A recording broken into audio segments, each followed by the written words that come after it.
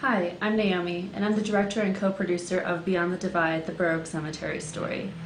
I just kind of wanted to film this quick director's statement to do a few things. First off, I really want to thank everybody who has donated so far to our Indiegogo campaign, which will basically fund our production. We've had, I think, about 22 funders so far, donate various amounts of money. Everything is very much appreciated. So I'm really excited about that.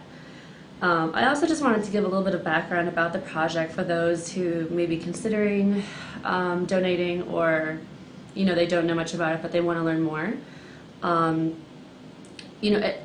Usually when I talk to people and they're like, oh, so what projects are you working on?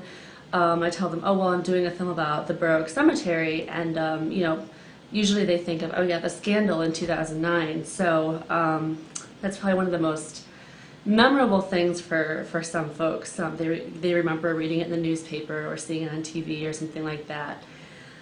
And the scandal essentially, it was uncovered in 2009 that about 200 to 300 caskets had been dug up, and the bodies have been dumped in kind of a mass grave behind the cemetery. Caskets have been crushed, and the plots have been resold.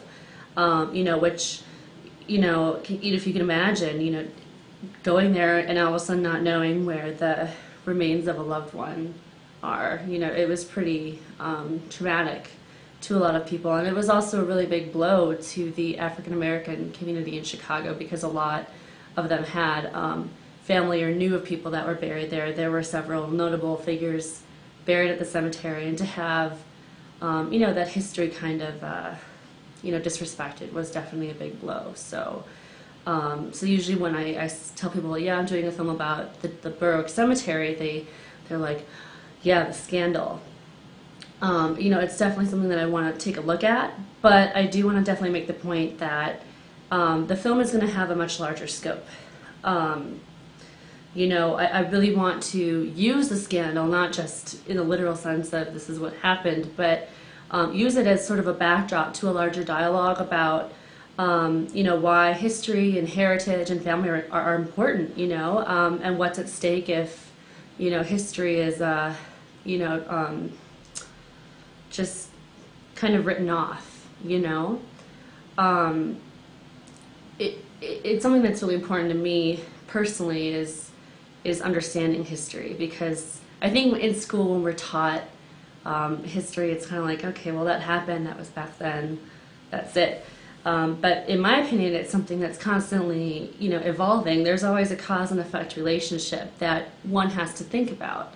And recently even doing this project has sort of motivated me to think about, the rights that I have today, how those were achieved. For example, 100 years ago or so, I wouldn't have been able to vote because I'm a woman.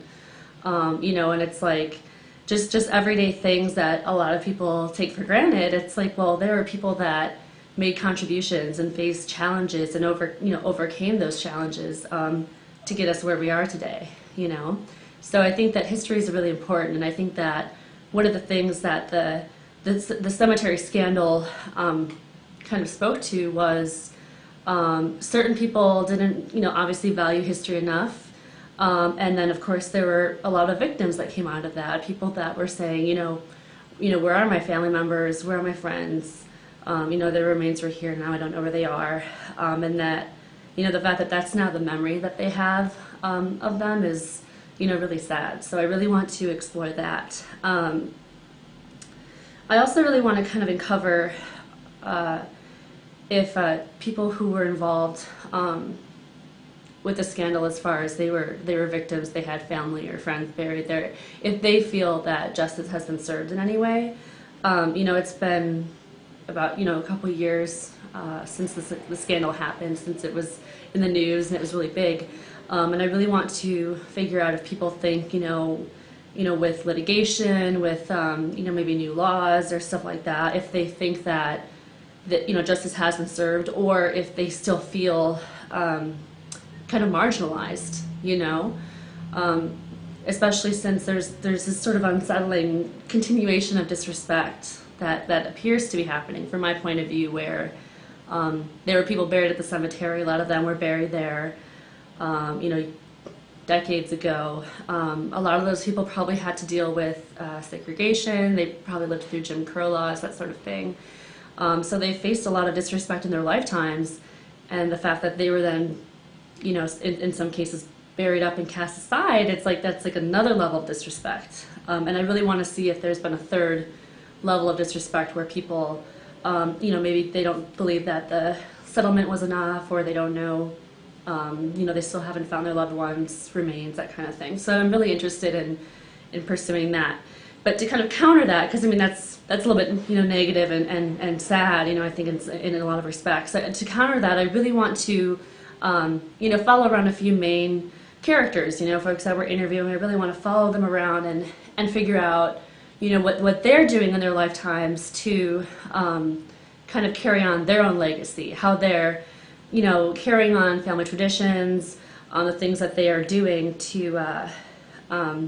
you know, to make themselves remembered after they've passed on.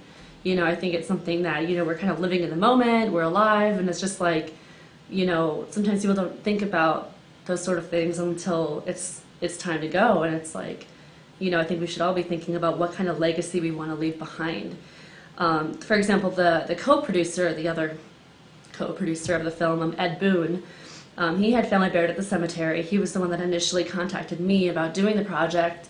He is a genealogist, you know, and he was telling me this fascinating story about how he is always interested in finding out new family members, new ancestors, you know, that he didn't know he had, you know, finding out maybe what they went through, you know, especially in the days of Jim Crow laws, even slavery. They, you know, they were from the South, so he's really interested in that sort of thing.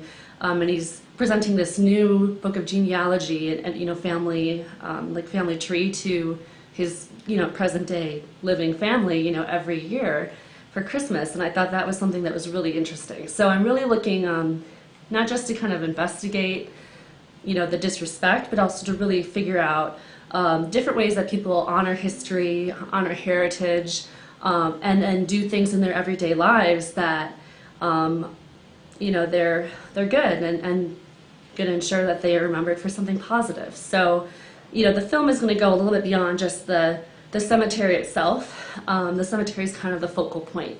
So that's sort of like the aesthetic and the storyline that I'm choosing to follow here.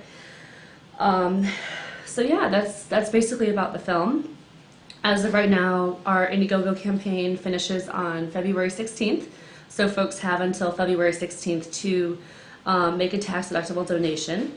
I'm going to put a little link right here to a website that you can go to check out information about the film, you know, other videos that we may have available, and then a little button that says donate to this project, and then you can donate from there. Donations are tax deductible, and there's certain perks if you choose to select them. If you donate at a certain level, you might be able to get a copy of the DVD, that kind of thing.